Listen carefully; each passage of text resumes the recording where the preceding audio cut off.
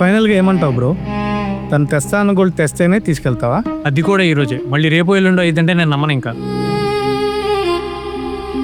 ఏంటి బ్రో ఏదో అప్పున్నట్లు అడుగుతున్నావు? పెట్టే ఓపిక లేనప్పుడు బయటికి రమ్మని దేనికి పిలిచావు? తినడానికి గతిలోకి వచ్చింది అనుకుంటున్నావా? ఆ పిల్లని ఇంట్లో ఎలా చూసుకుంటారో తెలుసా?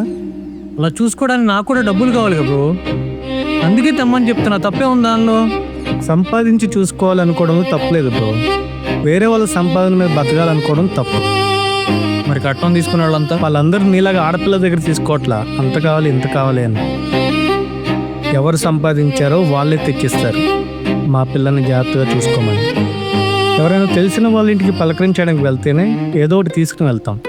అలాంటిది మన ఆడపిల్లని వేరే వాళ్ళ ఇంటికి పంపేప్పుడు ఒట్టి చేతులతో పంపకూడదని ఎవరి స్తోమతకు తగ్గట్టు వాళ్ళు ఎంతో కొంత ఇచ్చి పంపిస్తారు.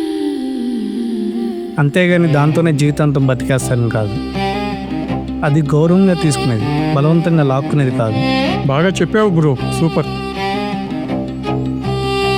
నీ మాట కూడా అదేనా? నేను చెప్పినట్లు చేస్తావా?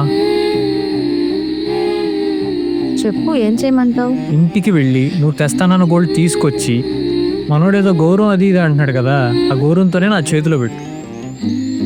నేను కూడా నేను గౌరవంగానే లేపుకెళ్ళిపోతా, సరేనా? అసలు ఏం మాట్లాడుతున్నా అర్థం అవుతుందా? ఇప్పుడు నేను ఇంటికి వెళ్తే అసలు తిరిగి వస్తానా? ఈ పాటికి అందరికీ తెలిసిపోయి ఉంటుంది. అయితే రా, మాకు అక్కడే ఉండు. రోడ్డు మీద ఉండడం కంటే ఇంట్లో అందరితో ఉండడం మంచిదేగా. సుజాత, నీకు విషయం చెప్తా విను. బ్రో ఈ ఒక్క మాట నేను చెప్తా బ్రో. Carry on bro.